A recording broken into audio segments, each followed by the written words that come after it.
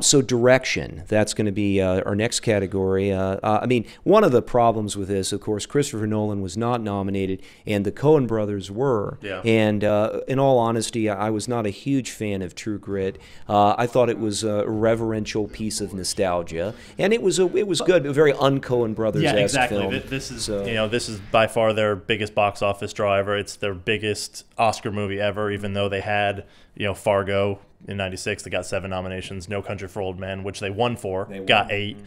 But this is a movie that people who don't typically like Coen Brothers stuff, they would embrace True Grit.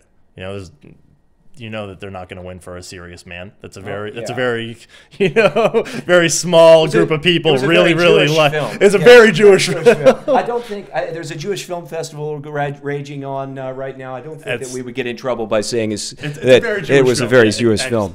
But I enjoyed it. I really enjoyed it. I actually don't mind their nomination at all. I was very happy to see Christopher Nolan. It came at Christopher Nolan's expense. I don't think it came at his expense. I think David O. Russell for The Fighter came at his expense. Really? And I was actually very surprised. I mean, the DGA, the Directors Guild, did match 5 for 5. Sure. I'm sorry, not with Christopher Nolan. Did not match, but David O. Russell did get a Directors Guild nomination.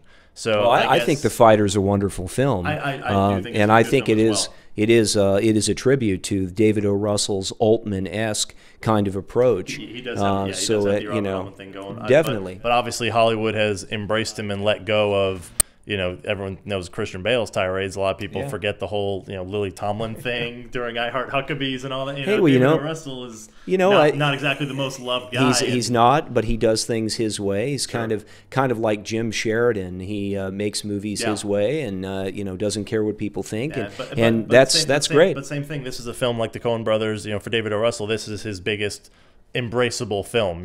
Not a lot of I love Three Kings. And Three Kings, I very commercial. It was one of the best years. But this is really the first movie David O. Russell's made in a long time that the Academy could say, "Okay, we'll like you for this one." Yeah, we're gonna good point. Good point. And that's the same thing with the Coen Brothers. It's just I wish Christopher Nolan was on that list. Well, and Darren Aronofsky as well. Well, he's on the list. He did get nominated, but his films are so out there and so artistic. This one especially. Requiem. But look at his path. Requiem for a Dream, Pi, the Fountain, which I love. I still don't understand it, and I love that movie. And I like it more and more. I think the year I saw The Fountain, I also saw Tarsem's The Fall at Toronto. I think they were there together, and both films were just way out there. And so that was the Black Swan is more more like. Is more like the Requiem for a Dream than it is like The Wrestler. The Wrestler is much more accessible. Yeah, they didn't embrace him for The Wrestler, even though it was it won a lot of critics awards. Yes. It was #1 on a lot of critics. Right. I think if they had done that, the 10 nominees that year back in 2008.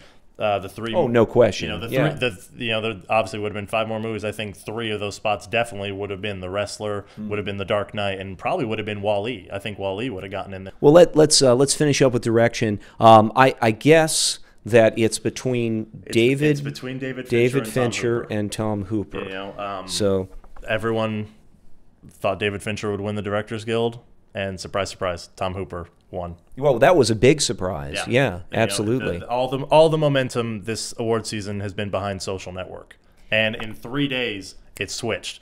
Producers Guild went for King's Speech, Directors Guild went for Tom Hooper, and the King's Speech won the SAG Ensemble Award.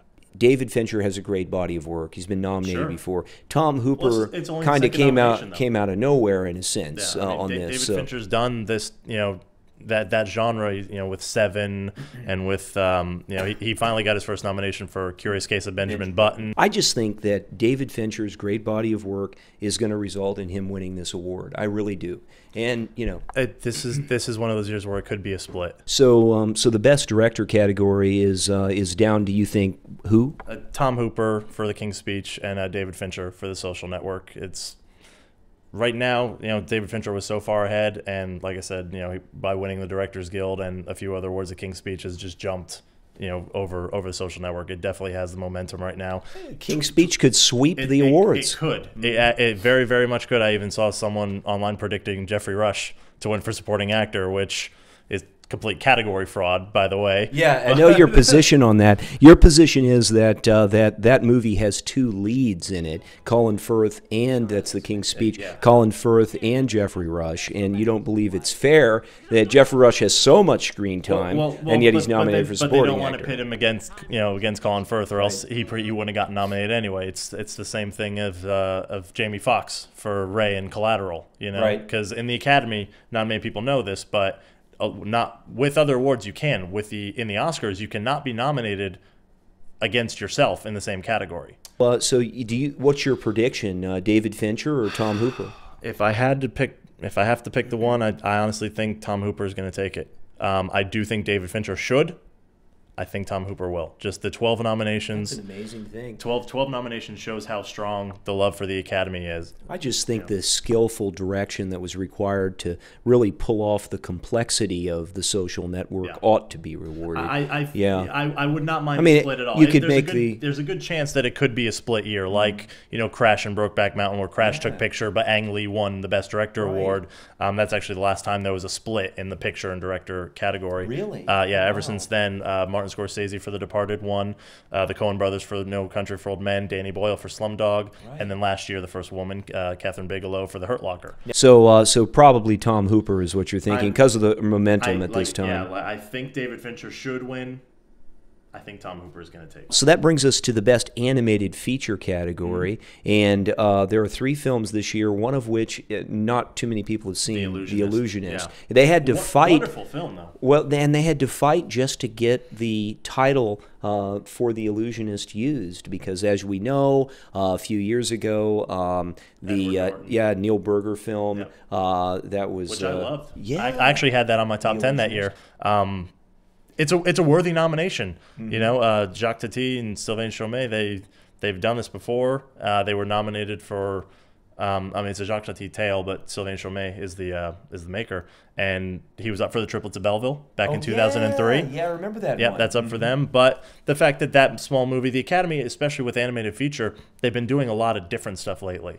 No one heard of The Secret of Kells until it got nominated for Best Animated Feature last year. It's completely different, but it came at the expense. And it's not computer-generated animation. No, and it's very rough, hand-drawn animation too. But and that small movie got nominated over the likes of Cloudy with a Chance of Meatballs, over 9, over Ponyo, which is Miyazaki. The fact that they didn't nominate Miyazaki was a big difference. And a lot of people were very high on Ponyo. So this year you also have How to Train Your Dragon, and of course Toy Story 3, and I guess Toy Story 3 is leading this category. Yeah, it's up for Best Picture. It's up for 5 total nominations. This is the, I think, 5th Pixar movie in a row to get a screenplay nomination as well, which just proves how good Pixar is, because as opposed to DreamWorks has some good ones, Kung Fu Panda I love, and certain other ones, but and I love How to Train Your Dragon. How to Train Your Dragon is actually my favorite animated film of the year. See, I like Despicable Me. It wasn't my favorite. My favorite was Toy Story 3. Yeah. But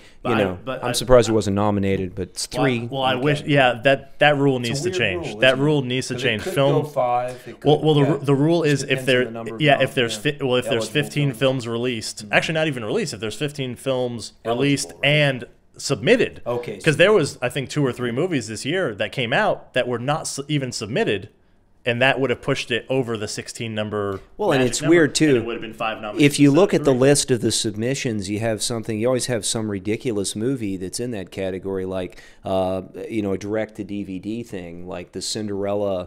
Number 5 or something. So it's Tinkerbell. That's what. Something like that. So it's amazing how they fiddle with the category. It is also a testament to the monetary value of an Oscar nomination, or absolutely, even the consideration that it may be nominated for an Oscar. And that's a big thing. I actually meant to say this earlier when you asked why the Academy is, why the Oscars are so big.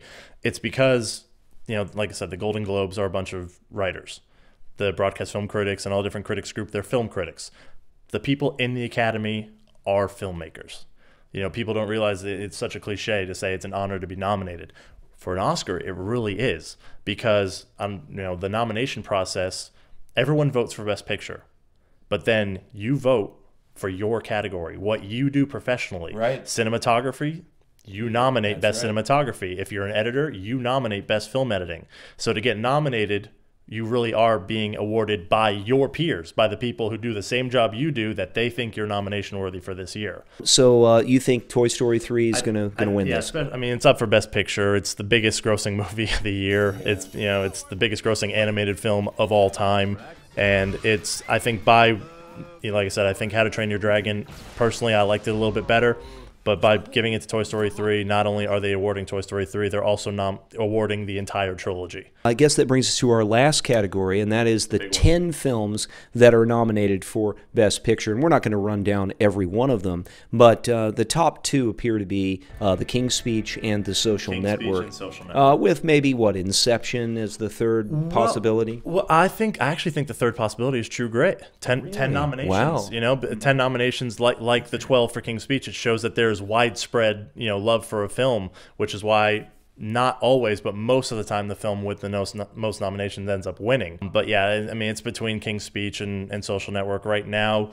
The momentum has shifted. I personally think Social Network is better. I know you prefer The King's Speech. I prefer The King's Speech. I think it's the kind of film that celebrates what Hollywood can do. Sure, and it is the quintessential Oscar movie. No one comes out of King's Speech feeling bad. Right. Because I mean, like I said, and that's a testament, But the emotions that you get out of a movie like The Social Network are much more complex and challenging. It's one that you need to watch. It exhausts you. Even just to I've seen it twice, and the movie exhausted me the second time, probably as much as it did the first time. In fact, when I saw The Social Network, Jeff Marker and I were there at the press screening, and I looked over at him and I said, I don't know that I can take much more of this. It was just absolutely an assault on me. It seemed as though it was, and you had that one wonderful lull where they're rowing. The use of music there is that fantastic. Was just such a perfect break in the action, and gave us that momentary respite. Whereas The King's Speech has a lot of highs and lows, but it's fairly consistent. It is somewhat easy to digest. Yeah, and it's a very simple film. It's rated R for that one scene of language, and there was a lot of talk about it trying to get a PG-13. Yeah, I mean, honestly, I think it is a PG-13 movie. I do too. I mean, and that happens on occasion where if ever there's a movie that you can drop the F-bomb and not offend anyone, it is in The King's Speech. Exactly, and it's like there was a movie that I absolutely adored called Once that won the best, and that was rated R. For just because there's a few F's here and F's here, but it's not an R-rated movie. It really isn't. And that's largely when you see something like that's like largely Black an American Swan, thing. Exactly. You see something like Black Swan, something very dark like that. Like that's an R-rated movie. That's absolutely an R-rated movie. Film and very odd, and I said almost alien in its the fighter. I think the storyline is a PG-13 storyline, but there is a lot of language. I mean, it's a Boston movie. It's almost as much language as The Town. So which is going to be the number one? What is going to win the best film of the year at the Academy Awards? I don't see King's Speech losing it with the 12 nominations, and I mean the support of Harvey Weinstein, the support of all the different, the machine. Yeah, this is going to be one of those years where the critics went for one movie, and the Academy is going to go for another.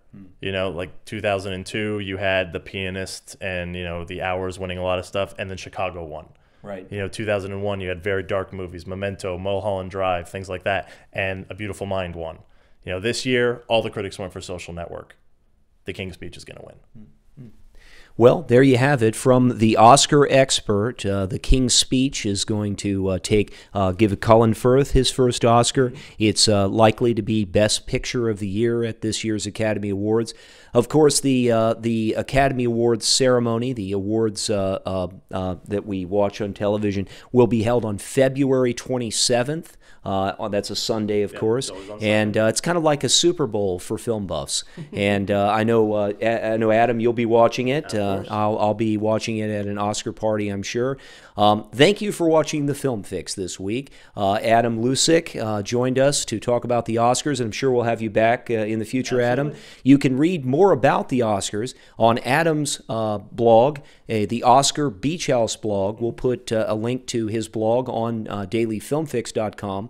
You can watch, of course, this episode, again, if you haven't already seen it on television, on dailyfilmfix.com, where you can feed your movie addiction.